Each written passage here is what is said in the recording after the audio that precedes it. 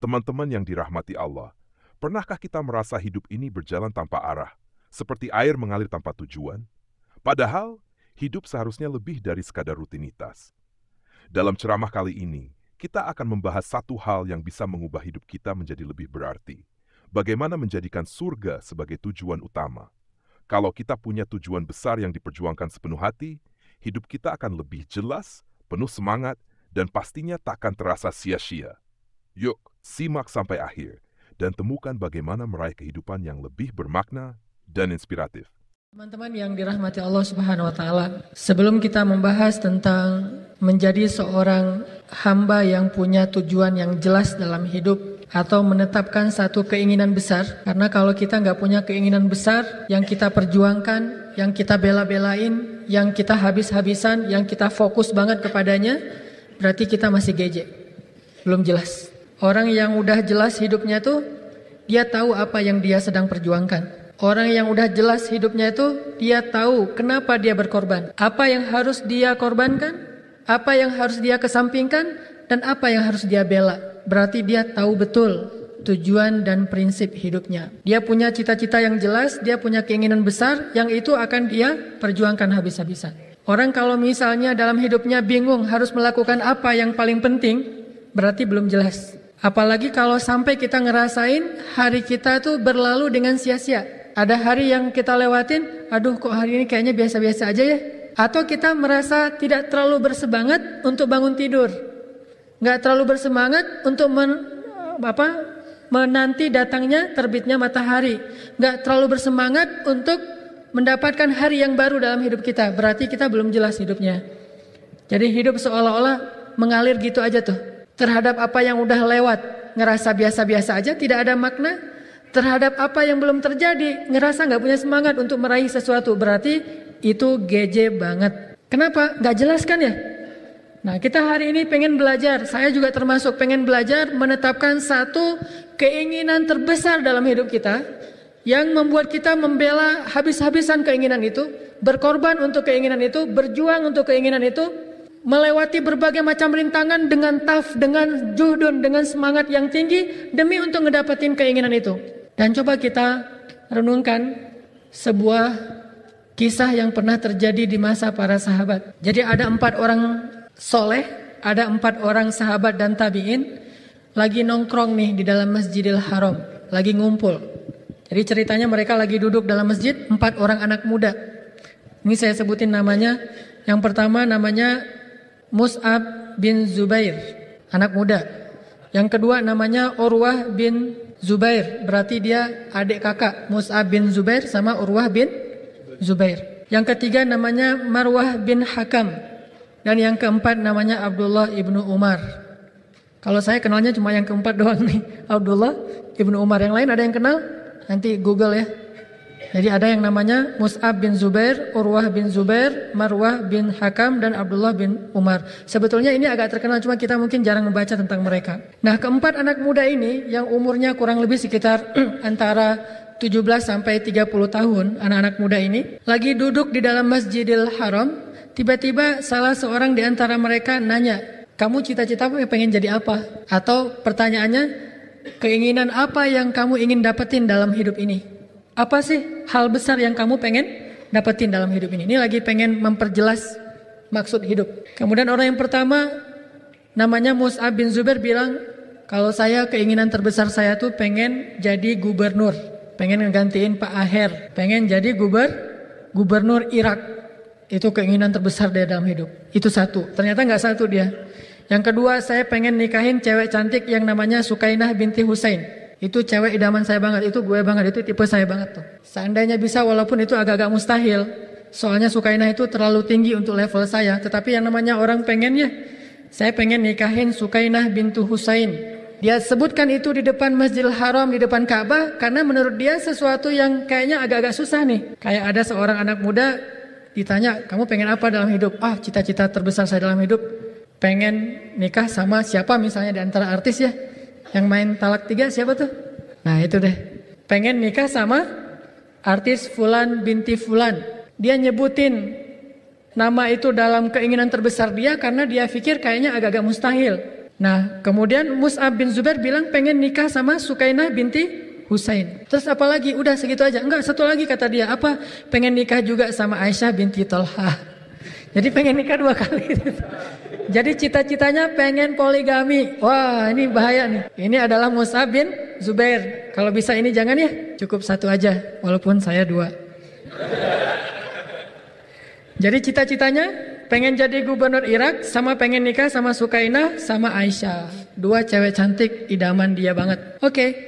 Ternyata selang beberapa tahun kemudian Mus'ab bin Zubair benar-benar menjadi gubernur Irak dan benar-benar menikah dengan Sukainah dan Aisyah. Ini namanya himmah, keinginan terbesar. Dia berjuang untuk itu, dia habis-habisan untuk itu sampai dapat. Kalau udah dapat baru bingung, nih ngapain lagi ya gitu. Udah jadi gubernur, karena dia nggak punya himmah lebih tinggi dari itu, pokoknya pengen nguasain satu negeri yang namanya Irak. Akhirnya dia dapat, karena itulah himmah dia, jelas gitu. Gubernur Irak, nikah sama Sukainah, nikah sama Aisyah. Dapat 3-tiganya. Oke. Orang kedua, kamu pengen jadi apa? Apa keinginan terbesar dalam hidup kamu? Yaitu, siapa tadi orang kedua?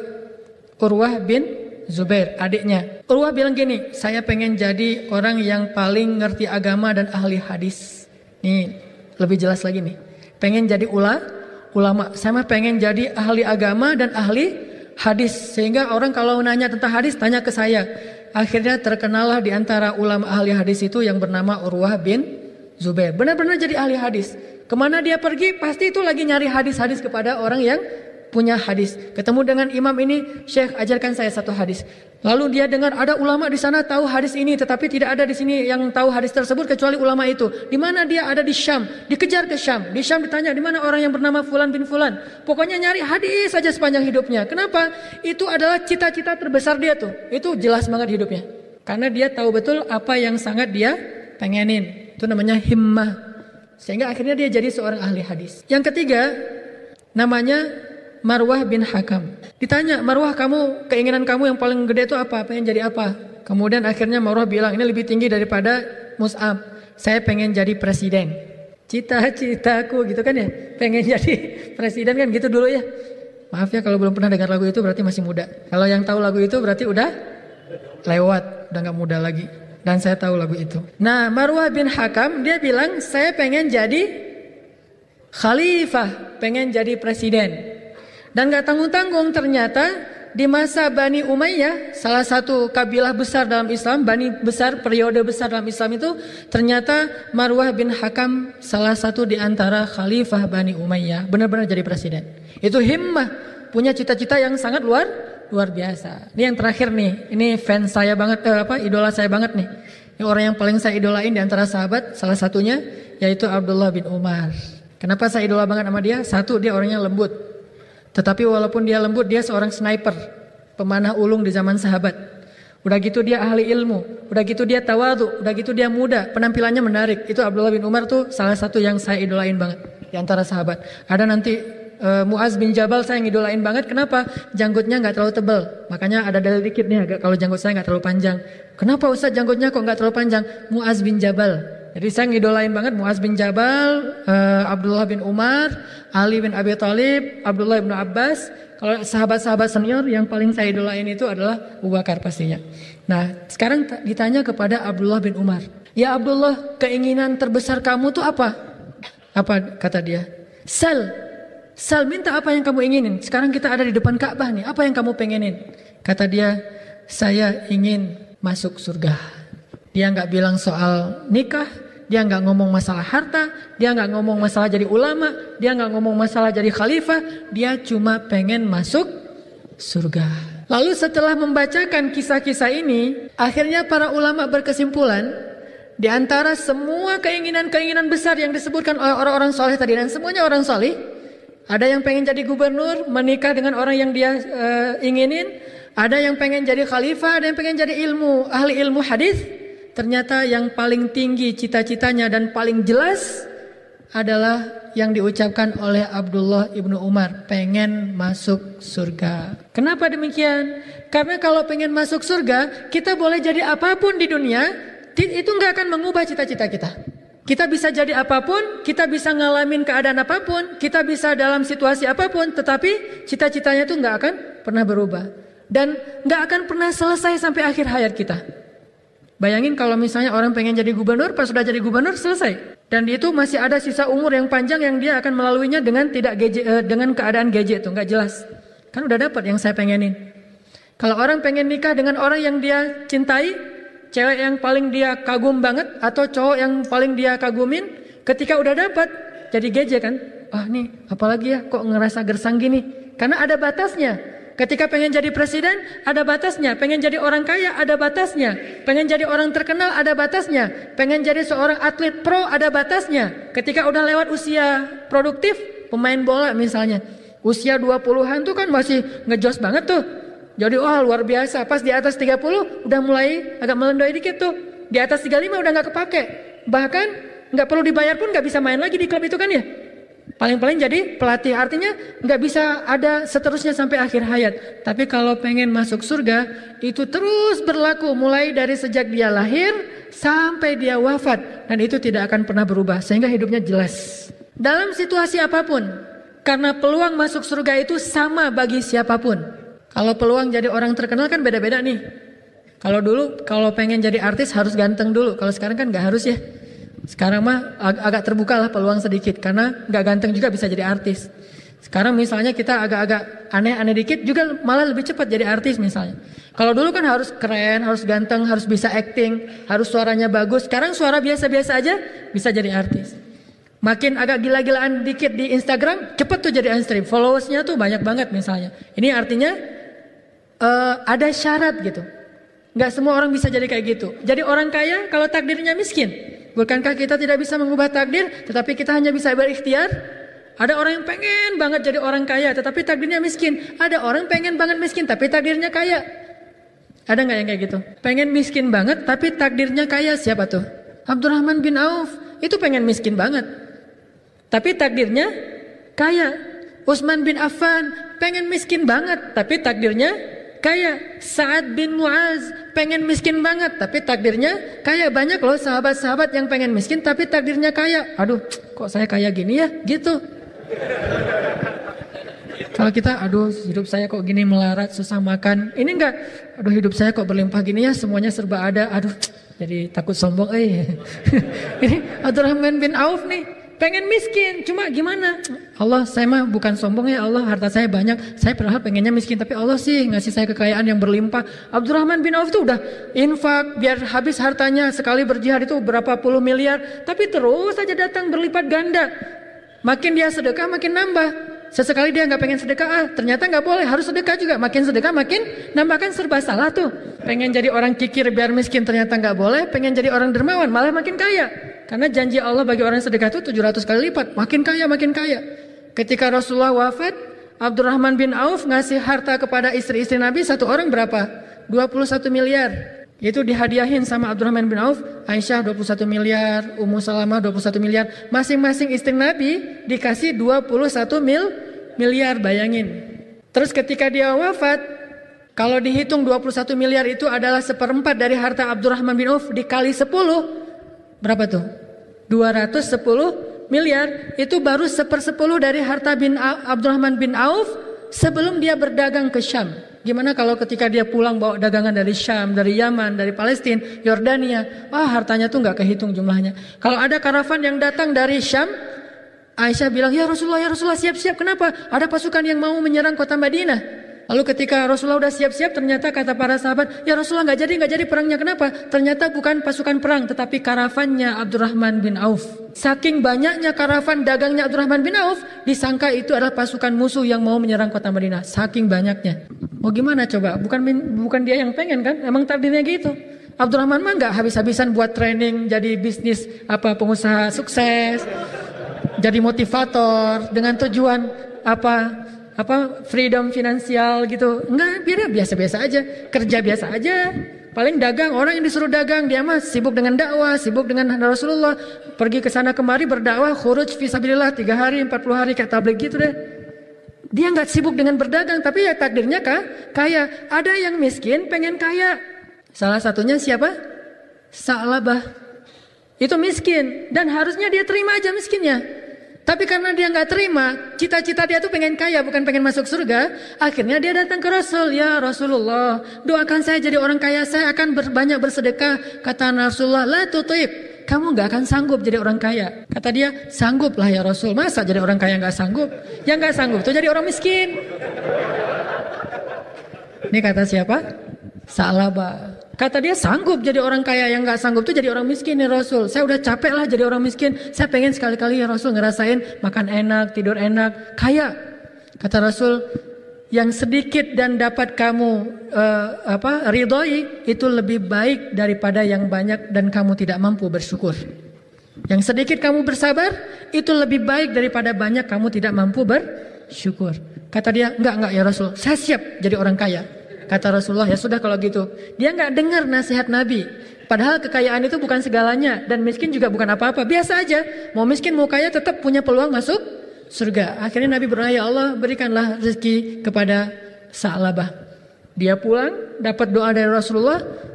Ternak-ternaknya itu beranak pinak kayak ulat. Kalau bahasa ulama tuh kayak ulat. Gimana ulat sekali beranak pinak tuh banyak banget. Yang biasanya ternak ngelahirin 2 ekor, 3 ekor, ini sampai 10, 20, wah banyak banget anak dari ternak-ternaknya. Sehingga dalam waktu singkat, ternak-ternaknya Sa'labah memenuhi padang rumput. Memenuhi 2 bukit, itu semuanya ternak dia. Jadi kalau kita sekarang pergi ke Arafah di musim haji itu penuh dengan orang, dulu tuh Arafah penuh dengan ternaknya Sa'labah. Bayangin sebesar itu. Seluas Arafah itu adalah ternaknya Sa'labah. Bayangin 1 ekor kambing harganya berapa? Ada yang menjual kambing di sini? Ada yang bisnis akikah? Yang sedang-sedang tuh 2,5 juta kali 1 padang Arafah. Berapa ratus miliar, mungkin triliun. Dan itu baru kambing, belum lagi onta. Onta itu harganya 100 juta kali sebesar area Mina. Onta semua. Sebanyak itulah kekayaan Sa'labah, kaya banget. Sampai setelah dia menjadi kaya banget, Rasulullah mengutus seorang utusan mengambil zakat dari Sa'labah. Ambillah zakat dari Sa'labah. Dia datang. Apa kata Sa'labah? Ini semuanya hasil jerih payah saya. Ngapain kamu datang-datang minta bagian yang bukan hak kamu? Udah, kamu cari kepada orang kaya yang lain. Ini hak saya, gak akan saya kasih kepada siapapun. Mulailah dia mengingkari nikmat Allah. Akhirnya utusan ini pulang ke Rasul, melaporkan apa yang diucapkan Sa'labah, dan Rasulullah mengatakan kita tidak akan minta lagi zakat dari Sa'labah. Akhirnya Nabi nggak pernah minta lagi zakat dari Sa'labah. Sa'labah tenang-tenang aja. Oh berarti udah nggak ada yang minta lagi zakat dari saya. 2,5% pun nggak dikasih sama dia. Kenapa? Karena 2,5% kalau udah dikalikan 1 Arafah itu jadi banyak. Kalau kambingnya cuma sedikit, 2,5% kan nggak berasa ya. Tapi kalau hartanya udah triliunan, 2,5% tuh lumayan tuh. Jadi gede. Akhirnya dia berpikir panjang untuk memberi zakat. Rasulullah tidak mau menerima lagi zakat dari Sa'labah. Di masa Abu Bakar As-Siddiq jadi khalifah, akhirnya Sa'labah merasa bersalah. Datanglah kepada Abu Bakar, ya Abu Bakar, ini harta zakat saya. Mohon maaf kalau selama ini saya agak-agak aneh. Saya mengingkari nikmat Allah, sekarang saya pengen ngeluarin zakat. Apa kata Abu Bakar? Ya Sa'labah, orang sebelum saya yang lebih baik daripada saya saja tidak mau menerima zakat daripada kamu. Bagaimana dengan saya? Apakah saya lebih baik dari Rasulullah? Rasulullah yang lebih baik dari saya menolak zakat dari kamu, apalagi saya, dan saya tidak akan menerima zakat darimu wahai Sa'labah. Sedih Sa'labah pulang ke rumahnya. Harta banyak tapi tidak ada nilainya. Sampai tidak diterima lagi zakat darinya. Walaupun jumlah zakat dia itu mungkin ratusan ekor onta, tetapi nggak diterima. Abu Bakar wafat, diganti dengan Umar bin Khattab jadi Amirul Mukminin. Datang lagi kepada Umar, ya Amirul Mukminin, ini zakat saya udah saya kumpulin dari zaman Rasul, zaman Abu Bakar. Ini udah banyak banget loh. Udah mungkin ribuan ekor onta dan domba, zakatnya ribuan. Tetapi kata Umar, 2 orang yang lebih soleh daripada saya sebelumnya menolak zakat kamu. Siapa saya untuk menerima zakat darimu? Ditolak lagi di zaman Umar. Baru dia wafat di zaman Utsman dalam keadaan zakatnya tidak diterima oleh kaum muslimin. Artinya, kalau pengen kehidupannya adalah menjadi orang kaya, keinginan terbesarnya menjadi orang tenar, orang yang terkenal, ini belum menjadi orang yang benar-benar punya himmah yang jelas. Himmah yang jelas yang diajarkan dalam kisah 4 orang soleh tadi adalah pengen masuk surga. Jadi kalau ditanya apa cita-cita kamu? Pengen masuk surga. Apa keinginan terbesar hidup kamu? Pengen masuk surga. Sehingga dalam status apapun kita hidup di dunia selalu punya peluang kesempatan untuk masuk surga dalam status apapun. Jadi orang kaya banyak tuh peluang untuk masuk surga sebagai orang kaya ya. Salah satu kisahnya siapa orang kaya yang dijamin surga? Abu Dahdah. Saya dulu pernah ngisahin ketika masih di Al-Latif. Rasulullah SAW pernah mendapatkan laporan dari seorang anak yatim yang bilang mereka pengen satu batang pohon korma yang menempel di sebelah rumah mereka. Tapi itu milik seorang sahabat yang selama ini nggak dibolehin kalau buah kurmanya jatuh ke dalam rumah anak yatim nggak boleh ngambil. Sehingga akhirnya mereka sedih pengen pohon kurma itu. Ya Rasulullah, bolehkah kami mengambil buah kurma yang jatuh dari pohon yang ada di sebelah rumah kami? Lalu Rasulullah memanggil pemilik pohon kurma itu dan bertanya, bolehkah wahai fulan? Kata dia, tidak boleh ya Rasul. Kata Rasul, bagaimana kalau Allah menggantikan untukmu satu pohon kurma di dalam surga yang kamu berjalan di bawah naungannya 100 tahun belum keluar dari naungan dahannya. Pohon yang sangat besar, yang sangat subur, yang sangat banyak buahnya. Mau nggak kamu diganti dengan surga? Kata dia, tidak mau ya Rasul. Saya pengen pohon kurma yang ini aja. Yang di surga saya nggak mau. Akhirnya karena dia nggak mengizinkan, Rasulullah mengatakan kepada anak yatim, bersabarlah, itu bukan hak kalian, jangan ambil kalau ada buah kurma dari situ yang jatuh dalam rumah kalian. Karena persis di sebelah rumah mereka. Mendengar janji Rasulullah ini, seorang sahabat di sebelah Rasul namanya Abu Dahdah langsung datang ke Rasul. Ya Rasul, ya Rasul. Apa? Ya Abu Dahdah, kalau saya yang melakukan apa yang engkau tawarkan tadi, saya bisa nggak dapat surga? Bayangin, ditawarin surga, sahabat yang pertama nggak mau. Sahabat yang kedua tahu betul bahwa pengen dia itu adalah surga. Saya bisa nggak dapetin surga ya Rasul? Kata Rasulullah, bisa ya Abu Dahdah. Oh ya, tunggu ya Rasul. Dia langsung pergi nyusul sahabat yang punya satu pohon kurma tadi. Dipanggil, ya Aba Fulan, kesini. Kata Abu Dahdah, ada apa ya Abu Dahdah? Kata Abu Dahdah, kamu tahu kebun kurma saya di Madinah? Kata dia, siapa yang tidak kenal kebun kurma milik Abu Dahdah? Di dalamnya ada 600 pohon kurma yang sangat subur. Sekali panen itu, satu pohon kurma itu bisa puluhan kilogram buah kurmanya. Dan itu ada 600 pohon kurma. Di dalamnya ada mata air, di dalamnya ada villa, kebun yang sangat terkenal di Madinah dengan kualitas kurma terbaik. Harga 1 kilogram kurma yang terbaik itu 300 real. 300 real itu sama dengan 1 juta. 1 kilonya 1 juta dan satu pohon kurma bisa puluhan juta. Dikali 600 sekali panen dan panennya 4 bulan sekali. Satu pohon kurma ada sekitar 60 kilo sampai 100 kilogram. 1 kilo 1 juta, berarti satu pohon 100 juta. Satu pohon 100 juta dikali 600 pohon, 6 miliar ya. 4 bulan penghasilannya 6 miliar. 4 bulan 6 miliar 60 miliar. Ayo matematikanya. 60 miliar ya. Benar Muzamil? Orang ITB 60 miliar. 60 miliar dalam satu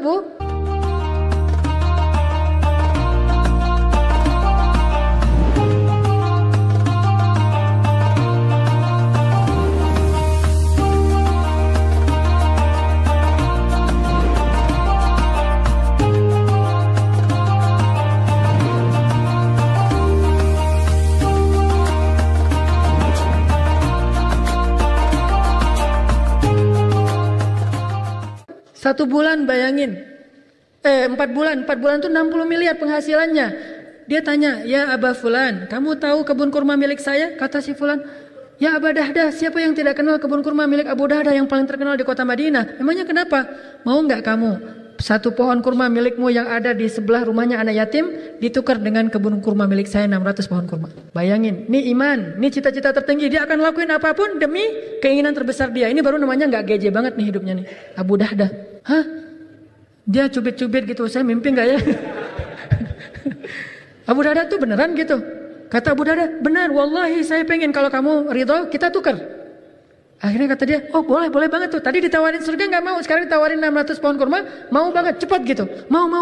Ya udah kalau gitu mulai sekarang pohon kurma yang satu itu milik saya, kebun kurma saya milik kamu. Baik, datanglah Abu Dahdah ke rumah anak yatim. Dia mengatakan, wahai anak-anak yatim, wahai anak-anakku, mulai sekarang pohon kurma ini menjadi milik kalian.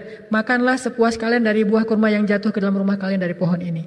Anak yatim itu bahagia, senang, happy gitu. Rasulullah kemudian mendengar cerita ini, akhirnya Rasulullah mengatakan, aduhai betapa beruntungnya Abu Dahdah, aduhai betapa beruntungnya Abu Dahdah. Dipanggillah Abu Dahdah oleh Rasulullah. Ketika dipanggil, ya Abu Dahdah, apa yang sudah kamu lakukan? Ya Rasulullah, bagi saya tidak ada nilainya 600 pohon kurma atau kebun kurma itu dibandingkan dengan satu pohon kurma di dalam surga. Itu yang paling bernilai bagi saya Rasul. Ini namanya jelas. Akhirnya kata Rasul, kamu beruntung ya Abu Dahdah, kamu beruntung. Seneng banget gitu, gak ada sedikit pun rasa nyesel. Aduh, nyesel juga sih. Gak ada gitu sama sekali tuh. Padahal itu 60 miliar per 4 bulan loh. Tapi nggak ada, aduh nyesel ya. Harusnya nggak usah gitu-gitu amat, udahlah dihargain 1 pohon kurma milik orang itu dengan 2 pohon kurma saya aja, nggak usah 1 kebun. Ini mah nggak tanggung-tanggung, karena dia saking menghargai surga, bagi dia itu nggak perlu ditawar-menawar. Udah aja kasih 600 pohon kurma itu nggak usah ditawar, karena surga jauh lebih berharga daripada 600 pohon kurma bagi orang seperti Abu Dahda yang kaya dan nggak geje. Akhirnya Abu Dahda pulang dengan senang gitu, pulang ke kebunnya, ke rumahnya, mau menemui istrinya, bahagia banget. Alhamdulillah kayak orang baru dapat untung besar, padahal kebunnya hilang. Tapi pulangnya kayak orang baru dapat untung besar, senang, bahagia, bersiul gitu. Udah sampai di depan kebunnya, dia ngelihat istrinya sama anaknya lagi ngumpulin buah kurma yang udah berjatuhan, lagi kerja gitu. Dia bilang, wah istriku keluar dari kebun ini. Kenapa ya Abu Dahda? Kebun ini sudah saya jual. Oh ya, berapa untungnya? Kepada siapa kamu menjualnya ya Abu Dahda? Saya menjualnya kepada Allah dan keuntungannya adalah surga. Apa kata istrinya? Itu baru untung ya Abu Dahda. Nih istri yang nggak geje ya, makanya cari istri yang kayak gini. Baik, tadi sampai di mana? Oh iya, istri yang nggak geje. Istri siapa? Abu Dahda. Sama nih, suaminya keinginan terbesar dalam hidupnya adalah surga. Istrinya juga gitu, keinginan terbesar dalam hidup mereka adalah surga. Ini sekeluarga nih, semuanya nggak geje, semuanya jelas gitu. Semuanya pengennya surga. Sama kayak keluarga Abu Bakar. Pas Abu Bakar menyedekahkan seluruh hartanya, nggak diomelin di rumah. Kalau misalnya yang satu jelas, yang satu nggak terlalu jelas kan, akan jadi rame tuh. Pas misalnya istrinya ke taklim, suaminya nggak rela karena istrinya makin soleh, makin sering mengkritik suaminya misalnya gitu. Makin banyak tahu, makin banyak ceramah di rumah atau cerewet misalnya. Atau sebaliknya, si istri juga gitu, nggak rela kalau suaminya terlalu soleh, karena terlalu soleh nanti malah dikhawatirkan gitu deh, ya gitu. Artinya, jadi nggak sefrekuensi gitu. Kalau Abu Bakar As-Siddiq dan keluarganya itu sefrekuensi, semua mereka hidup pengen masuk surga, sehingga ketika Abu Bakar dalam hidupnya banyak ujian, menjadi dikasih banyak amanah, sibuk, dan keluarga nggak terlalu banyak dapat porsi waktu, mereka rela banget. Yang penting semua yang mereka laluin ini tujuannya sama, pengen dapetin surga Allah Subhanahu Wa Taala. Makanya ketika Abu Bakar jadi khalifah, itu waktu buat keluarga itu udah banyak banget yang kesita. Kita sibuk dengan taklim aja, kadang-kadang ada istri yang kadang ngeluh ketika suaminya seminggu taklim 3 kali. Kamu ngapain sih taklim seminggu 3 kali? Perasaan nggak gitu-gitu juga kali gitu ya, nggak sampai harus seminggu 3 kali. Ini kan ada hak anak, hak keluarga segala macam. Ada yang kayak gitu-gituan. Kenapa? Karena emang mungkin frekuensinya belum sama. Tapi kalau Abu Bakar As-Siddiq jadi khalifah, waktunya untuk keluarga udah sedikit banget. Terus juga nggak menerima gaji dari pemerintahannya. Ditambah lagi jatah istrinya semakin sedikit sampai istrinya pengen makan enak aja. Kata Abu Bakar, ya udah kalau gitu sisain aja dari belanja kita sehari-hari. Mudah-mudahan nanti bisa ditabung, setelah sebulan bisa beli makan enak. Setelah ditabung sebulan bisa beli makan enak, kata Abu Bakar, kalau gitu berarti gaji saya selama ini lebih atau ya udah serahin lagi kepada Baitul Mal. Mulai sekarang gaji saya dikurangin. Ketika Abu Bakar melakukan hal-hal yang kayak gini, maka keluarganya nggak ada yang ngeluh. Kenapa? Karena semuanya punya cita-cita yang sama, pengen masuk surga. Sehingga orang kalau misalnya cita-citanya, keinginan terbesarnya adalah masuk surga, itu benar-benar jadi impiannya banget. Semuanya akan dia jalanin dengan penuh semangat kalau dia melihat itu ada peluang ke surga. Sama kayak orang misalnya cita-citanya menjadi orang yang pebisnis sukses, pengusaha sukses. Dia ngelihat apa aja jadi peluang ya. Oh ini bisa nih kalau dijual nih. Oh ini nih kalau dibisnisin. Oh ini nih market nih. Oh ini nih. Orang kalau punya jiwa bisnis, kalau talentanya itu bisnis banget, maka ngelihat apa aja tuh jadi peluang bisnis. Karena cita-cita terbesar dia itu pengen sukses di dunia usaha, di dunia bisnis. Begitu juga orang kalau pengen masuk surga, ngelihat apa aja tuh jadi peluang surga gitu. Oh ini nih pahalanya besar nih. Oh ini nih bermanfaat banget. Oh ini nih insya Allah jadi surga walaupun kecil. Sampai Nabi SAW bilang, hindarkanlah diri kalian dari api neraka walaupun dengan sebutir kurma. Takutlah, hindarkan diri kalian dari api neraka walaupun dengan sebutir kurma. Artinya kalau keinginan terbesarnya itu adalah masuk surga dan gak masuk neraka, maka peluang sekecil butir kurma pun diambil sama dia. Memindahkan diri dari jalan, itu sedekah. Kemudian seperti seorang perempuan yang memberi minum anjing, ternyata dijamin surga. Gak ada satupun amal yang dia remehin. Kenapa? Karena dia pengen surga. Semuanya dia lakuin. Walladzina yu'tuna ma ataw wa qulubuhum wajilah. Orang yang sudah banyak beramal tapi hatinya tetap merasa kurang karena pengen banget dapat surga yang lebih tinggi, pengen banget dapat surga yang lebih baik, yang lebih luas, yaitu surga Firdaus al-A'la, surga Firdaus yang paling tinggi. Coba kita renungin beberapa kisah yang pernah mungkin kita dengar dari ustadz-ustadz dalam berceramah. Salah satunya misalnya kisah seorang perempuan di masa Rasul yang sakit. Ada yang bilang ini sakitnya sakit ayan, ada yang bilang bukan, pokoknya sakit aja. Sakitnya parah banget. Udah nggak ketolong lah pokoknya sakitnya. Udah sekian tahun dia sakit, terus-terusan kayak gitu. Kalau lagi kambuh sakit banget, akhirnya dia datang ke Rasul minta didoain supaya sembuh. Nih lihat keinginan terbesar seseorang sembuh atau apa? Datang ke Rasul, pengen sembuh. Wajar nggak sih pengen sembuh? Wajar ya, dan manusiawi boleh banget, bahkan sangat boleh. Allah juga senang kepada hamba yang kayak gini, pengen dapat kebaikan yaitu sembuh. Tapi giliran dibenturin dengan keinginan lain yang lebih besar, dia akan pilih keinginan yang lain. Kalau berbenturan, kalau harus memilih. Datang ke Rasul bilang, ya Rasulullah, saya udah sekian tahun sakit, dan kalau lagi kambuh tuh gak ketahan banget ya Rasul. Boleh gak saya minta didoakan, doa Rasulullah itu mustajabah, supaya Allah menyembuhkan saya dari sakit ini. Bukannya gak sabar ya Rasul, tapi ini sakit banget. Akhirnya Rasulullah tiba-tiba dapat ilham dari Allah dan mengatakan kepada perempuan ini, ya amatullah, ibu, kalau saya doain, insya Allah ibu akan sembuh. Tapi ibu mau gak saya tawarin sesuatu yang lebih baik daripada sembuh? Ya Rasulullah, apa itu yang lebih baik daripada sembuh? Bayangin, orang yang sakit parah, kalau bahasa kita sekarang mungkin kanker ya, kanker stadium 4 lanjut, yang kata dokter gak akan bertahan, sakitnya luar biasa, sampai keluar belatung dari tubuhnya misalnya. Terus ditanya, ada sesuatu yang lebih baik dari sembuh? Memangnya bagi orang yang sakit kayak gitu apa yang lebih baik daripada sembuh kan? Bukankah sembuh yang terbaik bagi dia? Yang paling dia inginkan, yang paling dia impikan? Nabi bilang, maukah ibu saya tawarin sesuatu yang lebih baik daripada sembuh? Dia dengan semangat tanya, apa ya Rasul yang lebih baik daripada sembuh? Kalau ibu enggak saya doain, ibu sabar aja dengan sakit ini, maka setiap kali sakit ibu kambuh, Allah akan menggugurkan dosa-dosa ibu dan ibu dijamin masuk surga. Sok pilih yang mana? Pasti kita akan bilang sembuh dan masuk surga. Masalahnya gak ada hadis kayak gitu ya. Adanya cuma 2 pilihan. Mau sembuh boleh, cuma gak dijamin. Gak apa-apa ya Rasul, yang penting udah sembuh. Nanti soal gak dijamin kan bisa diusahain, bisa ibadah setelahnya kan bisa gitu ya. Jadi emang gak dijamin surga, mungkin masuk surga, mungkin gak dijamin. Cuman kalau udah sembuh, kalau kita berpikir, kalau udah sembuh nanti saya bisa ibadah, saya mah bisa taklim, saya bisa apa-apa, segala macam. Tapi bagi orang yang surga itu adalah keinginan terbesarnya, dia gak akan buang peluang itu. Walaupun dengan cara yang paling berat sekalipun, gak akan buang peluang itu. Sama kayak misalnya kita orang miskin nih, kita orang miskin. Udah sekian tahun jadi orang miskin, fakir bahkan, gak punya kerjaan, gak punya penghasilan, dan di rumah diomelin terus karena gak pernah bawa uang yang cukup. Tiba-tiba ada orang yang datang kepada kita bilang, Pak, Bapak saya kasih 2 pilihan. Bapak saya kasih rumah dan pekerjaan tetap, sehingga Bapak punya penghasilan, memang gak gede, dan punya rumah walaupun bukan mewah.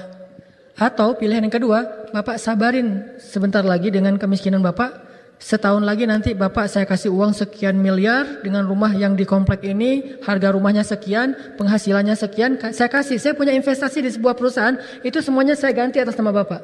Bapak mau pilih yang mana? Dia gak akan bilang, gini aja deh Pak, Bapak kasih saya rumah yang biasa aja, pekerjaan yang biasa aja, nanti saya akan nabung supaya bisa beli rumah yang besar itu, bisa. Enggak. Kalau orangnya tahu betapa pentingnya harta itu bagi dia, uang yang sekian miliar gak akan dia raih dengan cara hanya berusaha sendiri, pasti dia gak akan buang peluang. Ya udah gak apa-apa, saya miskin setahun lagi, setelah itu nanti saya akan dapat rumah yang sangat mewah, dapat saham dari sebuah perusahaan 70% atau bahkan 100%, yang itu gak akan bisa saya dapatin hanya dengan kalau saya dapat pekerjaan tetap lalu saya nabung, gak akan dapat segitu. Pasti gak akan dibuang peluangnya. Begitulah perempuan cerdas ini ketika ditawarin sama Nabi. Saya doain, ibu akan sembuh dengan seizin Allah. Cuma gak dijamin surga, terserah ibu nanti berusaha gimana. Bisa tergelincir, bisa enggak. Tapi kalau ibu bersabar, Allah akan menghapus semua dosa-dosa ibu setiap kali kambuh dan dijamin masuk surga, dijamin. Gak ada cerita dia masuk neraka, meninggal masuk surga. Mau yang mana ibu? Dia gak bilang, ya Rasul saya pulang dulu istikharah. Gak bilang gitu. Mau masuk surga istikharah. Kan aneh. Ya Allah, nih masuk surga nggak ya? Masuk surga nggak ya? Kan nggak mungkin. Atau dibilang, ya Rasul, boleh nggak saya minta yang ketiganya? Apa tuh? Sembuh dan surga. Nggak gitu juga. Karena mereka bijak, tahu ini hanyalah ujian antara mau yang mana nih yang Allah suruh pilih. Dan itu benar-benar Allah jamin. Karena la yantiqu anil hawa in huwa illa wahyun yuha. Nabi itu nggak ngomong semaunya beliau, tetapi wahyu dari Allah yang diwahyukan kepada beliau. Jadi kalau Rasulullah itu berarti pesan dari Allah. Allah yang nawarin. Mau yang mana ibu? Ya Rasulullah. Nggak mikir panjang nih ibu nih. Nggak istikharah dulu, nggak mikir panjang dulu, nggak musyawarah dulu dengan keluarga, dengan suaminya. Mas, nih gimana nih? Rasulullah nawarnya agak nggak enak gini. Nggak ada musyawarah. Langsung aja dia putusin. Ya Rasulullah, saya memilih Allah dan Rasulnya. Saya memilih nggak apa-apa, saya sakit. Yang penting saya bisa masuk surga. Tapi beneran masuk surga? Beneran ya ibu. Masuk surga langsung, nggak masuk neraka dulu, nggak pakai mampir-mampir dulu, nggak pakai mampir-mampir, langsung masuk surga. Bisa gitu? Bisa. Ya udah, saya sakit aja deh. Coba bayangin. Ini orang yang jelas tujuan hidupnya. Dia akan lakuin apapun, dia akan rela digimanain oleh keadaan, oleh takdir. Yang penting dia bisa masuk surga. Semuanya dia jadikan sebagai peluang masuk surga. Akhirnya dia pulang, pergi, tiba-tiba balik lagi. Bukan berubah pikiran ya, berbalik lagi dia bilang, ya Rasulullah, ada apa ibu? Ini boleh nggak saya minta satu lagi? Apa wahai ibu? Kata ibu ini, saya kalau lagi kambuh suka lupa diri, nggak sadarkan diri, sehingga kadang-kadang aurat saya terbuka dan saya malu banget kalau saya udah sadar. Boleh nggak doain kalau saya kambuh auratnya tertutup? Coba, sederhana banget kan permintaannya, soleha banget nih. Kenapa dia sampai kepikiran kayak gitu? Karena dia sudah menjadi ahli surga. Maka permintaan berikutnya adalah permintaan ahli surga. Amalan berikutnya adalah amalan ahli surga. Keinginan berikutnya adalah keinginan ahli surga. Asalkan dari jamin surga, maka semuanya menjadi amalannya ahli surga. Pikirannya pikiran ahli surga, kehidupannya kehidupan ahli surga, keinginannya keinginan ahli surga, tutur katanya tutur kata ahli surga. Semuanya menjadi perangai ahli surga. Karena di awal dia udah berakad, saya pengen jadi ahli surga. Setelahnya dia nggak mungkin orang yang udah pengen ahli surga tiba-tiba berubah pikiran, nggak mungkin. Karena itu bukan pola atau perangainya ahli surga. Nggak ada cerita ahli surga berubah pikiran. Udah masuk surga, ya Allah saya berubah pikiran. Kenapa? Bosan kayaknya, saya pengen tantangan ya Allah yang di api gitu. Kan nggak ada kan orang masuk surga berubah pikiran. Karena Allah bilang la khaufun alaihim walahum yahzanun. Nggak akan kecewa orang yang masuk surga, sehingga nggak akan mungkin berubah pikiran. Pasti aisyatin radiyah, kehidupan yang sangat memuaskan. Sehingga ketika ibu ini berakad pengen jadi ahli surga, yang setelahnya detik itu juga dia menjadi seorang ahli surga, walaupun masih berjalan di muka bumi. Makanya yang dia minta, ya Rasul doain supaya aurat saya ketutup, saya malu kalau aurat saya kebuka. Nabi berdoa, ya Allah tutupilah aurat perempuan ini ketika penyakitnya kambuh. Sejak saat itu walaupun dia kambuh, auratnya tidak pernah lagi terbuka. Ini artinya himmah aliyah, keinginan tertinggi bagi seorang yang jelas hidupnya nggak geje. Kalau orang yang pengen sembuh, baik, cuma belum jelas. Bagi orang yang keinginan terbesarnya adalah surga, sakit, gak apa-apa, yang penting masuk surga. Sembuh, alhamdulillah masuk surga. Sakit masuk surga, sembuh masuk surga, miskin masuk surga, kaya masuk surga, laki-laki masuk surga, perempuan masuk surga, seorang pemimpin masuk surga, rakyat masuk surga, anak muda masuk surga, orang tua masuk surga. Pokoknya masuk surga, mau jadi apapun, intinya saya pengen masuk surga dengan status saya. Dengan status saya pengen masuk surga. Kalau status saya sepanjang hidup sakit, ya udah saya pengen status sakit saya ini membawa saya ke surga dan saya rela banget. Sampai ada kisah disampaikan oleh Rasulullah, ada dua orang hamba. Yang satu hidup 1000 tahun dan 1000 tahun diuji dengan sakit, tapi dia bersabar. Sehingga ketika dia di akhirat masuk surga, di dalam surga Allah bertanya, "Ya fulan, berapa lama kamu hidup di dunia?" Kata dia, 1000 tahun ya Allah. Bagaimana kehidupan kamu 1000 tahun di dunia? Apakah susah atau mudah? Kata dia, mudah sekali ya Allah. Kenapa bagi dia dianggap itu kehidupan yang sangat mudah? Di dunia 1000 tahun sakit, karena dibandingkan dengan surga, itu gak ada apa-apanya ujian itu. Jadi ringan banget, karena keinginan terbesarnya adalah surga. Orang yang kedua, hidup 1000 tahun dengan kekayaan, sehat, semuanya diberikan oleh Allah kenikmatan dunia. Akhirnya dia kufur, lalu dia masuk neraka. Di dalam neraka Allah bertanya, "Ya fulan, berapa tahun kamu hidup di dunia?" "Cuma sehari saja ya Allah." "Cuma sehari saja hidup di dunia." "Bagaimana kehidupan kamu di dunia cuma selama sehari?" Susah banget, hidup cuma sebentar tapi susah banget ya Allah."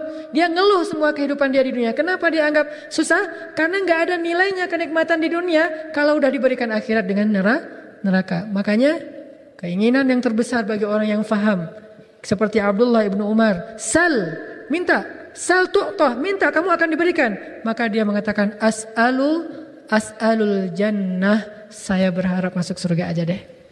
Jadi pemimpin, khalifah yang bisa buat saya masuk surga. Oke. Jadi gubernur bisa buat saya masuk surga. Jadi suami bisa buat saya masuk surga. Jadi istri bisa buat saya masuk surga. Jadi jomblo pun bisa buat saya masuk surga. Siapa jomblo yang masuk surga, dijamin surga? Perempuan? Maryam Al-Azra, Maryam sang jomblo sejati yang solehah, yang terjaga. Al-Azra itu kalau bahasa Inggrisnya Saint, S-A-I-N-T, Saint Mary. Saint Mary itu bahasa Arabnya Maryam Al-Azra, Maryam yang terjaga, Maryam yang suci, yang sampai akhir hayatnya nggak pernah melakukan dosa atau berbuat fahsya, dan dia jomblo sejati sampai akhir hayatnya, meninggal dalam keadaan suci. Maryam Al-Azra itu masuk surga dengan kejombloannya. Kenapa? Menjaga iffah. Dengan kejombloan dia ada peluang masuk surga. Mana peluang masuk surganya jomblo? Kan jomblo fisabilillah. Gimana jomblo fisabilillah masuk surga dengan kejombloannya? Dia menjaga iffah, menjaga kehormatan. Dia jomblo nggak mau macam-macam sampai halal. Kalau udah halal baru macam-macam banget. Kalau belum halal nggak mau macam-macam. Kalau udah halal banget gitu. Mana bromet yang baru nikah gitu. Jadi kalau udah nikah baru boleh segalanya. Kalau belum nikah jaga, karena itu kesempatan masuk surga kita. Justru kalau udah nikah nggak punya lagi kesempatan masuk surga lewat jalan jomblonya. Udah punya kesempatan masuk surganya berubah. Harus jadi seorang suami yang imam yang baik, atau jadi seorang ayah yang memberi nafkah, bertanggung jawab, mendidik anaknya. Beda lagi nanti peluang masuk surganya. Jadi dan ada satu lagi, peluang mendapatkan naungan Allah di padang mahsyar sebagai anak muda yang mampu menjaga kehormatan sampai dia menikah, udah lewat kalau sudah nikah. Makanya kalau keinginan terbesar kita pengen masuk surga, semuanya akan kita lakuin dan kita lihat sebagai peluang surga. Habis-habisan demi surga. Kayak misalnya Rasulullah SAW lagi mau perang Tabuk. Itu perang pertama melawan pasukan di luar orang Arab. Ini pasukan yang sangat kuat, Romawi. Kemudian kaum muslimin belum terbiasa melawan mereka, jadi harus mempersiapkan segala sesuatu. Nabi mengatakan, siapa yang ingin menjadikan hartanya jalan masuk ke surga? Ya Rasulullah, ada apa ya Rasulullah? Ada apa ya Rasulullah? Semuanya semangat. Kalau udah ditawarin siapa yang pengen surga, langsung saya insya Allah siap. Siap insya Allah. Kalau pengen masuk surga, langsung ada apa ya Rasulullah? Apa yang bisa kita lakukan demi bisa masuk surga? Siapa yang pengen masuk surga lewat hartanya, kata Rasulullah. Kami ya Rasulullah. Maka kita akan berperang melawan pasukan Romawi, kita akan ke Tabuk. Maka siapa yang pengen masuk surga, berinfaklah fisabilillah. Langsung bubar. Bubar ngapain? Pulang ke rumah masing-masing. Dia ngegeledah rumahnya, apa yang bisa saya infakin untuk keluarga, untuk jalan Allah. Datang-datang ada yang bawa onta, ada yang bawa domba, ada yang bawa emas, ada yang bawa perisai, ada yang bawa pedang, ada yang bawa segala macam dah pokoknya. Sampai Utsman bin Affan datang bawa 100 ekor kuda. Kata Utsman, apa yang kau bawa ya Utsman? 100 ekor kuda ya Rasulullah. Ya Allah, berkahilah harta Utsman. Karena didoain oleh Rasulullah, dia merasa, aduh, kalau cuma 100 ekor kuda, nyesel, harus bawa lagi supaya didoain lebih berkah lagi kan? Coba bayangin, pulang lagi tuh. Ya Rasul, sebentar Rasul. Ya, pulang. Datang bawa 300 ekor kuda lagi. Ya Allah, berkahilah harta Utsman. Hah? Didoain lagi, pulang lagi tuh. Bawa 500 ekor onta. Ya Allah, berkahilah harta Utsman. Hah? Pulang lagi tuh, bawa 5 kg emas. Aduh, pokoknya gak habis-habis dah. Tiba-tiba datang seorang laki-laki, Umar bin Khattab, dengan semangat pengen masuk surga lewat hartanya. Ya Rasulullah, ini. Dengan pede gitu. Ya Umar, berapa yang kamu berikan? Setengah dari harta saya Rasulullah. Bukan pamer ya. Bedain, ini amal hati. Dan Umar tidak, zahir dan batinnya sama. Dia gak pamer, dia hanya semangat gitu.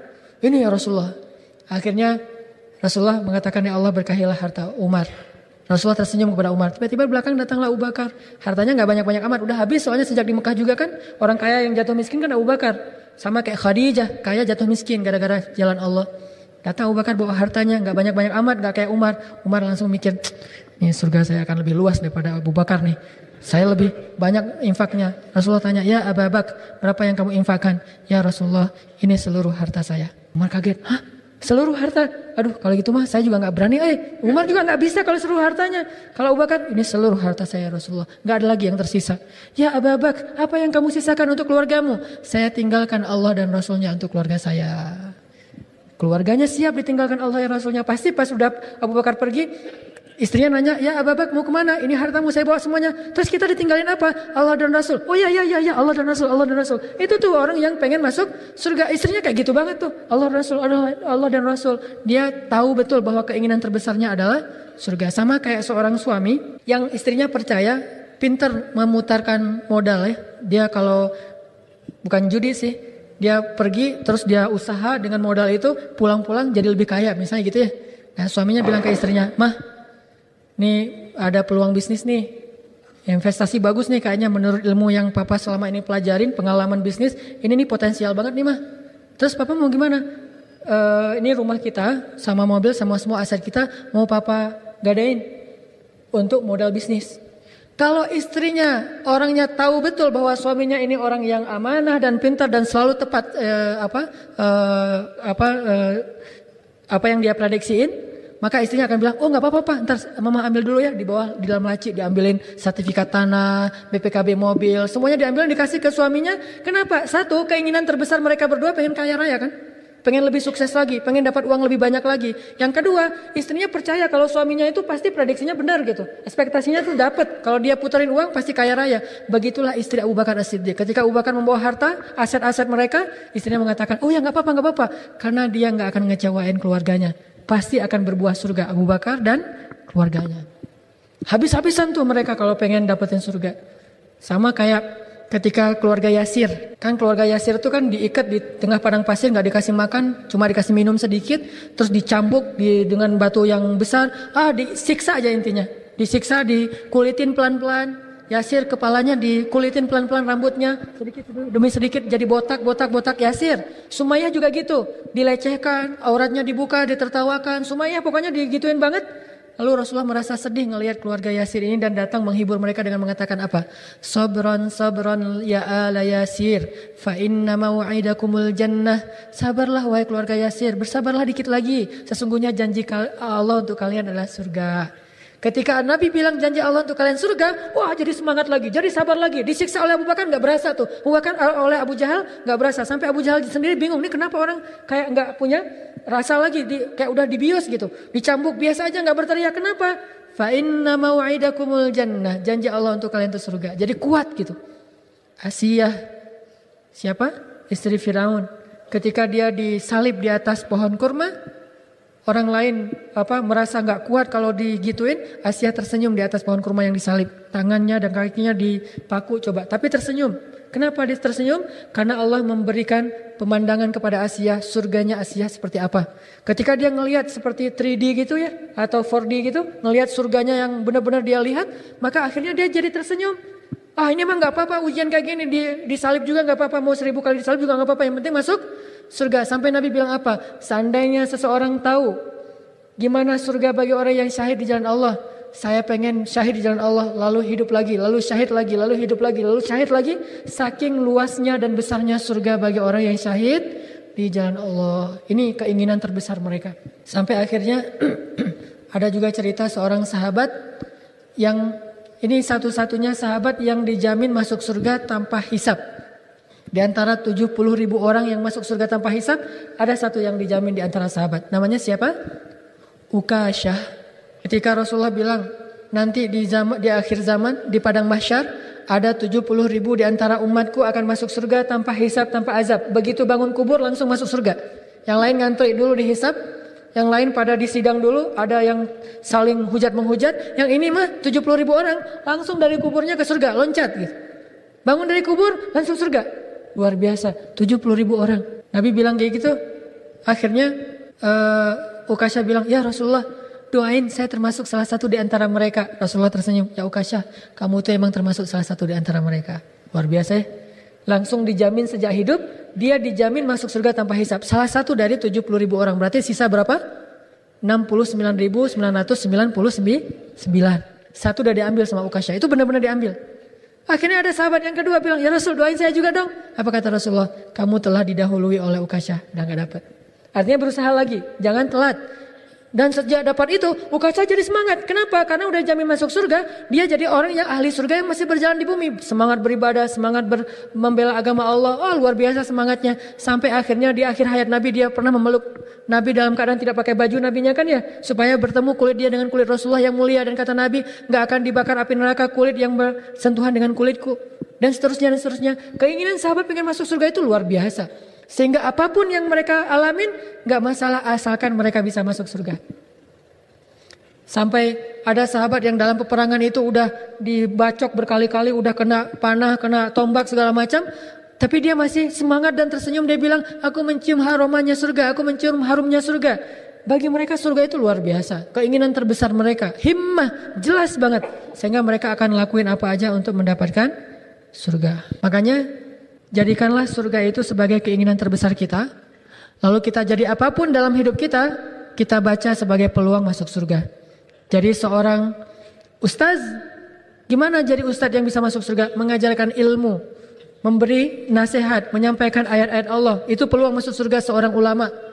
Menjadi seorang murid, bukankah murid yang mencari ilmu akan Allah naungi dengan malaikat-malaikat dan setiap langkahnya itu dicatat sebagai penggugur dosa dan dijamin surga juga. Allah membanggakan nama mereka di arasy Allah dan di dalam surga nama mereka ditulis di lauhah. Lauhah itu spanduk-spanduk surga ada nama mereka. Wah, jadi semangat menuntut ilmu. Jadi apa lagi? Jadi apapun profesi kita jadikan itu sebagai peluang masuk surga. Gimana caranya? Jadi pemain bola, gimana jadi pemain bola bisa masuk surga? Banyak. Bukankah jadi seorang selebriti yang diidolakan oleh banyak orang itu berarti bisa memberi pengaruh yang negatif atau positif? Sehingga ketika kita jadi seorang pemain bola terkenal, kita semangat main bola, lebih berprestasi lagi, jadi pemain yang top. Sehingga orang-orang akan mengeluh-ngeluh kita. Apapun yang kita lakukan itu ditiru sama mereka. Kita pakai apa, mereka akan pakai itu. Kita seleranya makan apa, mereka seleranya makan itu. Kita ngapain aja, mereka tiru semuanya. Jadi idola banyak orang. Sehingga kita berlakukan hadis, siapa yang menunjukkan satu kebaikan, dia dapat pahala dari setiap orang yang menirunya. Dan siapa yang memberi contoh suatu kebaikan, dia dapat pahala dari orang yang mencontohinya kan. Man dalla ala khair, man sanna sunnatan hasanah. Ternyata bisa juga lewat jadi pemain bola. Lewat jadi artis, apalagi lewat jadi musisi, lebih semangat lagi membuat karya-karya musik yang bisa membangkitkan semangat orang untuk beramal soleh. Walaupun orang itu tidak menjadi sangat soleh dengan musik kita, minimal musik dan lagu kita itu menjadi awal dari berubahnya seseorang menjadi lebih baik. Mungkin mereka tidak belajar agama dengan musik kita. Mungkin orang tidak akan belajar agama dengan lirik-lirik lagu kita. Tetapi lirik lagu kita itulah yang membujuk hatinya, yang mengetuk hatinya. Yang awalnya tadi jauh dari Allah, tiba-tiba pengen mendekat kepada Allah. Setelah dia dekat, dia kemudian bertemu dengan para ulama dan belajar agama. Mungkin lewat musik. Makanya saya pribadi juga sering banget merasa disemangati oleh lagu-lagu yang penyemangat nasyid ataupun lagu-lagu religi atau lagu-lagu motivasi itu menyemangati banget. Kayak misalnya dulu pas kita hiking dulu ada lagu mengarungi samudra kehidupan, kita ibarat para pengembara, hidup ini adalah perjuangan, tiada masa tuh berpangku tangan. Jadi semangat lagi gitu, beramal soleh, berdakwah, berukhuwah. Itu kan musik-musik yang membangkitkan semangat. Dan mungkin para penyanyi itu atau yang menulis lirik lagu itu, komposernya gak sadar berapa banyak orang yang jadi semangat pagi-pagi bangun untuk beramal soleh, berdakwah gara-gara dengar lagu dia. Berapa besar pahalanya. Saya pernah dengar lagunya Ustaz Atep tentang syukur kepada Allah dengan bentuk rapnya. Gara-gara dengar lagu itu, saya kalau dengar lagu gak cuma dengerin musik tapi perhatiin liriknya inspiratif, akhirnya jadi semangat lagi. Mungkin yang menyanyikan gak sadar bagaimana lagu-lagunya itu memberi semangat bagi orang untuk beramal soleh. Dan ternyata bakat suara kita itu anugerah dari Allah untuk kita berdakwah dengannya. Bukankah ada nabi yang berdakwah dengan suaranya? Siapa nabi itu? Daud alaihissalam. Nabi Daud berdakwah dengan suaranya selain dengan kekuatannya. Sehingga Allah mengatakan, ya Daud, wahai gunung, bertasbihlah bersama Daud. Wahai burung, bertasbihlah bersama Daud. Sehingga sejak saat itu siapapun yang punya suara yang bagus, Nabi mengatakan, laqad utita mizmaran min mazamir ali Daud. Kamu diberikan seruling-seruling keluarga Daud. Abu Musa al-Ash'ari, Usaid bin Hudair, kemudian Abdullah bin Abbas, kemudian Abdullah bin Mas'ud. Orang-orang yang suaranya bagus, dia bisa membaca Al-Quran dengan suaranya. Berapa banyak orang yang ketika saya membaca Al-Quran kemudian datang kepada saya, Ustadz, saya baru pertama kali menangis dalam sholat ketika saya sholat dengan Ustadz, saya jadi makmum, akhirnya dia jadi ikut talim. Bukan, mungkin dia nggak akan paham agama lewat bacaan saya, tetapi bacaan saya menjadi tolak ukur atau awal dari titik balik perubahan dia. Begitu juga dengan lagu yang kita nyanyiin, kalau itu liriknya lirik yang memotivasi. Makanya apapun harus jadi peluang surga sebetulnya.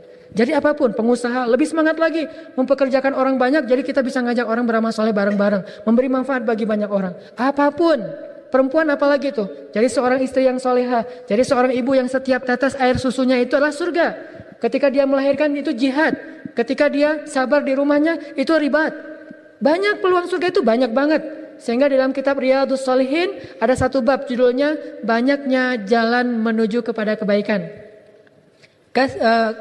Banyaknya jalan menuju kepada kebaikan. Kalau nggak salah kasratut turuq ilal khair, banyaknya jalan menuju kebaikan. Jadi kebaikan itu bukan cuma ritual, zikir, sholat, itu jelas kebaikan, tetapi bukan sebatas itu. Jadikan semua yang kita lakukan ini dalam hidup kita, status kita adalah biar kita bisa masuk surga. Makanya saya sangat berharap teman-teman yang pemain bola jangan berhenti main bola. Setelah jadi pemain bola yang top, jadilah pelatih yang top. Kalau kita yang ngelatih, jadi manajer, kan kita bukan hanya bisa ngelatih mereka main bola, tapi bisa bikin manajemen, harus sholat dulu, ada apa hal-hal yang baik yang bisa kita terapkan dalam latihan. Atau jadi seorang sutradara, buat film-film. Bukankah film-film itu sangat mempengaruhi? Salah satu yang membuat saya semangat dalam berdakwah itu saya nonton film Umar. Salah satu yang membuat saya semangat untuk membela Palestina itu saya nonton filmnya The Valley of Wolves yang dibuat oleh orang Turki. Film-film inspiratif. Orang Hollywood tahu betul bagaimana mereka membesarkan ideologi mereka dengan film sehingga muncullah Hollywoodnya baik dengan film atau musiknya. Kenapa orang Islam tidak melakukan hal yang lebih baik daripada itu? Bukankah kita juga punya potensi? Sekarang munculnya film-film yang inspiratif. Salah satu yang saya kagumin banget dari sinetronnya Deddy Mizwar misalnya, Para Pencari Tuhan. Kemudian Preman Pensiun, muncul lagi banyak-banyak film inspiratif. Para sutradara, berkaryalah. Para sastrawan yang pintar nulis, berkaryalah. Semuanya, apapun yang kita miliki, jadikan itu peluang kita masuk surga. Kalau itu yang jadi motivasi kita, insya Allah kita akan semangat untuk jadi apapun, asalkan itu membawa kita kepada surga. Siap insya Allah? Mau masuk surga? Insya Allah ya semuanya ya. Saya cuma ustadz biasa, yang saya bisa lakuin yang gini-gini doang, nyemangatin orang di depan. Mungkin teman-teman bisa melakukan lebih daripada saya. Jangan berpikir bahwa yang paling banyak pahalanya di sini ustadz, belum tentu. Bisa jadi yang paling banyak pahalanya di antara kita di sini adalah bisa jadi seorang desainernya yang karena desain dia, karena tim kreatif yang buat poster yang bagus sehingga semangat orang jadi semangat datang ke masjid. Saya menyampaikan ilmu, saya dapat pahala mudah-mudahan dari ilmu itu. Tapi ada yang mengajak sehingga setiap orang yang berpahala di sini pahalanya juga sama diberikan kepada orang yang tadi mengajak. Mengajak bisa dengan cara SMS, nge-broadcast atau nge-regram atau membuat poster, apapun lah, pokoknya jadilah seniman kan. Makanya sekarang kita di gerakan kita ini butuh lebih banyak lagi seniman tuh yang bisa lebih kreatif lagi, membuat lebih banyak karya-karya lagi untuk dunia anak muda dakwahnya, sehingga ketika anak muda tertarik dengan poster-poster kita, dakwah-dakwah kita yang kreatif, mereka datang ke masjid, mereka jadi pengen belajar agama, kita dapat surga lewat jalan itu. Makanya jadi seniman, jangan berhenti jadi seniman. Jadi seorang komposer, jangan berhenti jadi komposer, terus latih diri kita. Jadilah Ahmad Dhani yang bisa masuk surga. Jadilah Iwan Fals yang bisa masuk surga. Jadilah Melly Guslow yang bisa masuk surga. Jadilah apapun yang bisa masuk surga lewat potensi yang dia miliki. Saya berharap anak-anak muda tuh kayak gitu. Mudah-mudahan ini akan jadi penyemangat buat kita meraih surga Allah dengan cara berprestasi, berkarya. Tentunya walaupun selain pengen masuk surga, kita cinta banget dengan negeri ini, bangsa ini, tanah air kita ini, Indonesia. Dan kita pengen banget negara ini maju.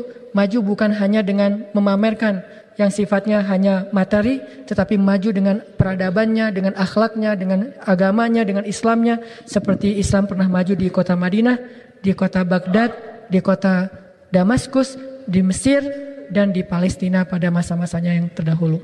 Insya Allah Islam akan bangkit di Indonesia karena anak-anak mudanya yang ingin masuk surga insya Allah. Sebelum saya tutup ada satu pengumuman. Insya Allah mulai hari Sabtu besok akan ada taklim khusus buat cewek-cewek dengan judul Ladies Day ya. Jadi kalau di tempat hiburan itu ada namanya Ladies Night. Jangan curiga dulu, saya taunya juga dari orang lain. Jadi ada ladies night buat tempat-tempat hiburan. Kita mah di dakwah mah ada ladies day. Hari Sabtu jam 9 pagi di masjid kita, Masjid Al-Latif, akan diadain taklim khusus buat cewek doang. Jadi yang merasa bukan cewek, kita ada hari kita lah. Ya, hari ladies day mah akan diajarkan, insya Allah disampaikan oleh istri saya, pacar saya, Hanin. Saya Hanan, dia Hanin. Jadi Teh Hanin yang akan ngajarin. Dan by the way, Hanin ini, istri saya ini nilainya jauh lebih bagus daripada saya di Al-Azhar. Jadi kalau teman-teman ngelihat saya agak ngaco, insya Allah gak akan dengerin yang ngaco dari istri saya. Soalnya nilai dia lebih bagus, terus dia lebih serius belajar agamanya. Malah saya sering banyak belajar dari dia juga. Dan sebagian materi saya itu sebenarnya dia yang nyiapin, saya tinggal baca doang. Ya, jadi kalau mau langsung mendengar referensi aslinya dari dia aja deh. Itu insya Allah akan diajarin sama Teh Hanin pada hari Sabtu di Masjid Al-Latif jam 9 khusus untuk perempuan Ladies Day. Mari kita tutup dengan sama-sama berdoa kepada Allah. Mudah-mudahan kita istiqomah di jalan Allah. A'udzu billahi minasy syaithanir rajim. Bismillahirrahmanirrahim. Rabbana lakal hamdu kama yanbaghi li jalali wajhikal karim wa 'azimi sultanik. Allahumma salli wa sallim wa barik ala sayyidina Muhammad wa ala alihi wa sahbihi ajma'in. Allahumma ighfir lana dhunubana. Allahumma ighfir lana dhunubana. Allahumma ighfir lana dhunubana wa liwalidayna warhamhuma kama rabbayana shighara. ربنا ظلمنا أنفسنا ظلما كثيرا وإن لم تغفر لنا وترحمنا لنكونن من الخاسرين لنكونن من الخاسرين لنكونن من الخاسرين اغفر لنا يا غفار اغفر لنا يا غفور تب علينا يا تواب تب علينا توبة نصوحا تب علينا يا الله تب علينا يا الله تب علينا يا ربنا قصدناك يا كريم قصدناك يا رحيم قصدناك يا أرحم الراحمين قصدنا يا إلهنا قصدناك يا ودود قصدناك يا رب السماوات والأرض قصدناك يا الله يا الله يا الله يا ربنا يا ربنا يا ربنا قصدناك يا سميع الدعاء قصدناك يا مجيب الدعوات قصدناك يا أكرم الأكرمين قصدناك يا أرحم الراحمين ربنا نسألك رضاك والجنة نسألك رضاك والجنة نسألك رضاك والجنة nas'alukal firdaus,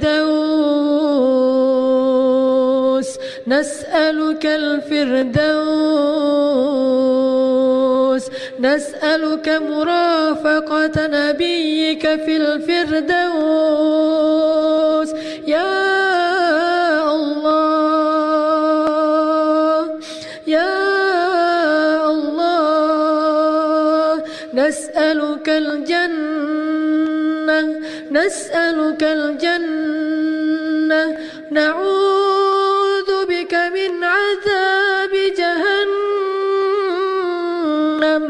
na'udzu bika min 'adzabi jahannam, inna 'adzaba jahannam kana gharama, inna 'adzaba jahannam kana gharama, inna jahannam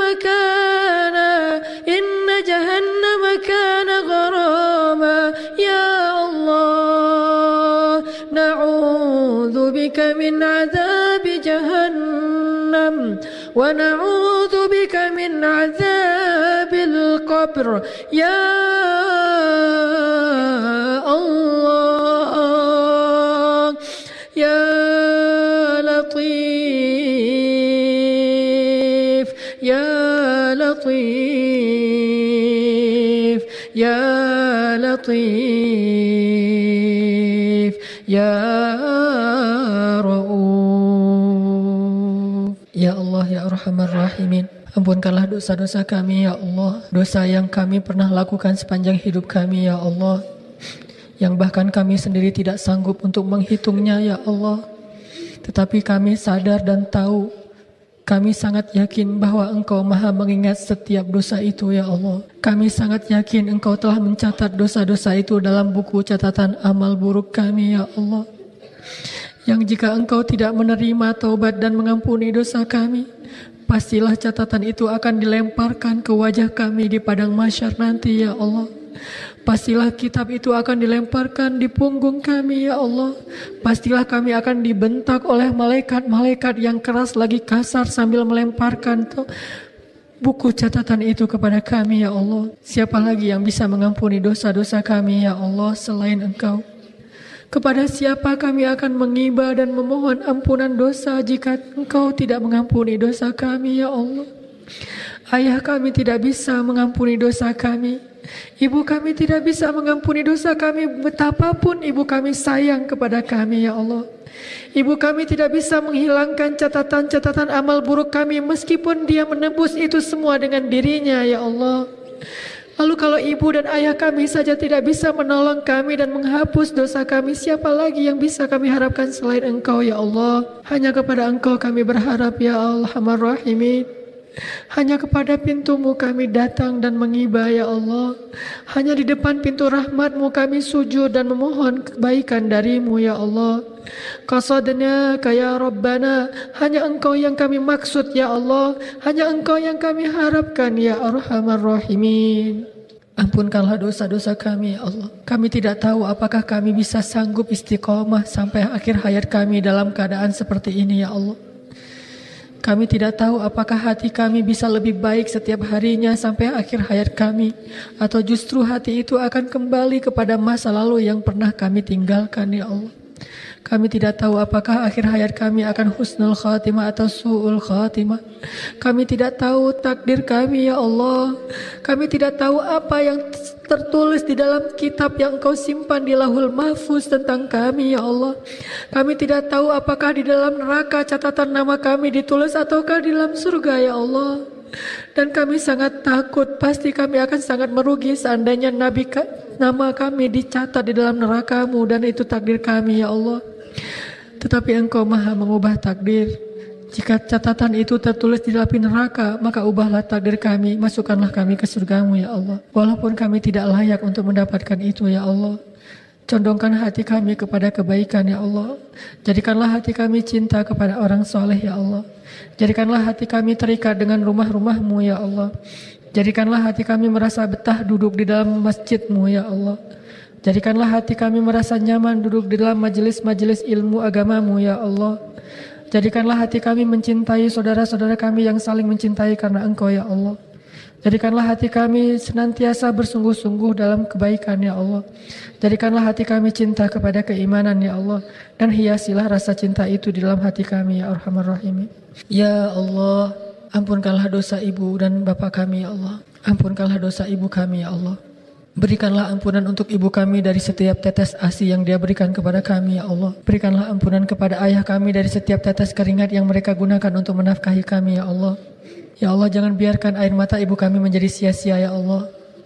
Jadikanlah setiap air mata ibu kami itu kebaikan dalam hidup kami ya Allah. Dan jadikanlah kami anak-anak yang kalau tidak bisa membalas budi baik ibu dan ayah kami di dunia, jadikanlah kami bisa membalasnya di akhirat ya Allah. Jadikanlah kesolehan-kesolehan kami yang baru sederhana ini di dunia akan menolong ayah ibu kami nanti di akhirat ya Allah. Mungkin di antara kami di sini ada orang tuanya yang sudah wafat. Mungkin ayahnya, mungkin ibunya, mungkin kedua-duanya ya Allah. Yang sekarang tidak bisa lagi berbakti kepada orang tuanya. Maka jadikanlah sedikit amal soleh kami sekarang di dunia bisa menjadi bakti kami untuk menolong orang tua kami nanti di akhirat ya Allah. Ya Allah, kami rindu kepada orang tua kami yang sudah wafat. Ya Allah, kami rindu kepada orang tua kami yang sudah wafat. Kami ingin berkumpul lagi dengan mereka di dalam surga ya Allah. Ya Arhamar Rahimin, sayangilah istri kami ya Allah. Sayangilah suami kami ya Allah. Sayangilah anak-anak kami ya Allah. Janganlah Engkau memisahkan kami di akhirat gara-gara kami tidak taat kepadamu ya Allah. Jadikanlah kami sekeluarga bertemu di dunia dan berkumpul lagi nanti di akhirat. Ya Arhamar Rahimin, menangkan Islam di Indonesia dengan bangkitnya para pemuda ya Allah. Ya Allah ya Arhamar Rahimin, berikanlah hidayah-Mu kepada hati-hati para pemuda di Indonesia ya Allah. Ya Allah ya Arhamar Rahimin, bangkitkanlah semangat para pemuda untuk membela agama dengan dakwah dengan akhlaknya ya Allah. Ya Allah ya Arhamar Rahimin, bantulah para pemuda-pemuda di Indonesia dan khususnya di Bandung agar semuanya bersatu dalam barisan dakwah ya Allah. Jadikanlah mereka adalah cikal bakal bangkitnya pergerakan Islam dan peradaban Islam ya Allah. Jadikanlah mereka para pemuda Ashabul Kahfi. Jadikanlah mereka pemuda Hawariyin. Jadikanlah mereka pemuda-pemuda Muhajirin. Jadikanlah mereka pemuda-pemuda Ansar. Ya Allah, bangkitkanlah Islam dengan pemuda-pemuda yang ada di Masjid Istiqomah ini ya Allah.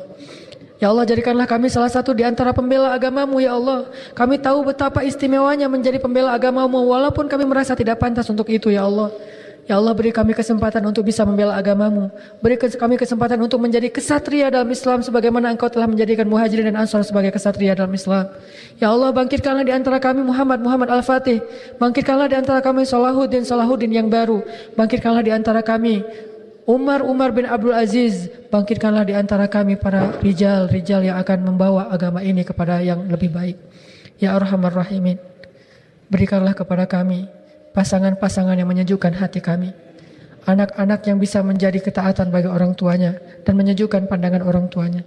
Anugerahkanlah kepada kami sepotong saja dari surga-Mu di dunia, yaitu keluarga yang solihah. Berikanlah kami keluarga yang solihah yang menjadi kesenangan bagi kami di dunia, agar kami bisa beristirahat dari penatnya kehidupan kami. Ya Allah, jadikanlah rumah kami adalah surga. Jadikanlah istri kami adalah bidadari. Jadikanlah suami kami adalah seorang rijal, seorang kesatria, imam. Jadikanlah anak-anak kami adalah lu'lu' wal marjan. Rabbana atina fid dunya hasanah wa fil akhirati hasanah wa qina adzabannar. Subhanakallahumma wa bihamdika asyhadu an la ilaha illa anta astaghfiruka wa atubu ilaik. Assalamualaikum warahmatullahi wabarakatuh.